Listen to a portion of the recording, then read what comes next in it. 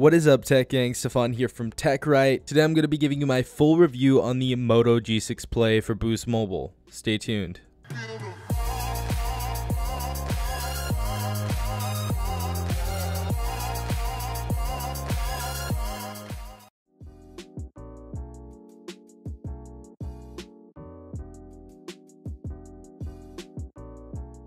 So starting off, the body is made of a hard plastic that feels similar to glass, and of course we have a glass screen.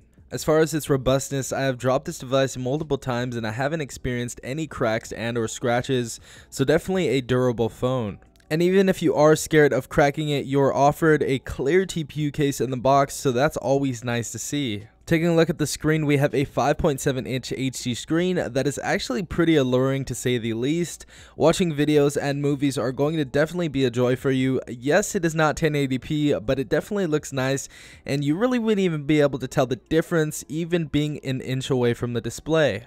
Also, for a speaker, it is on the front of the phone and doubles as our headset. I definitely love the loud and crispness of the speaker. Some might disagree with me, but I definitely think it adds to my gaming and video watching experience. Now onto the inside of this device. As you turn on the Moto G6 Play, you are greeted with a bare bones experience of Android, much like every other phone on Moto's lineup. In my opinion, this is one of my favorite layouts next to Huawei's EMUI. It is just minimalistic and efficient. Everything is where I need it, and it simplifies everything for me. We also have a quad-core processor clocked in at 1.4 GHz. This might seem unacceptable in 2018, but for $80, it runs very well. Apps seem to run fine, and you can even game with some pretty graphic-intensive titles such as Dead Trigger and even Asphalt 8.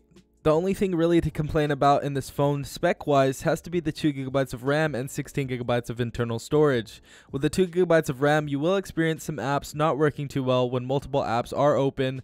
Also, the 10.6GB of storage you get out of the box isn't great, but we also have the option to input a microSD card and or save photos to your cloud or drive. We also have some pretty cool Moto actions in this phone, such as quick screenshot. While holding 3 fingers on the phone, you can take a screenshot, and chopping twice for the flashlight, just being a couple examples. I won't get too far into the camera because I will be doing a full review on it, but so far this camera is nothing to write home about. For our rear facing camera, we have a 13-megapixel shooter, and for our front we have a 5-megapixel shooter. Again and again, especially in budget smartphone game, the camera seems to always be the feature that gets shafted. For our front facing camera, really the only positive I see is having a front facing flash.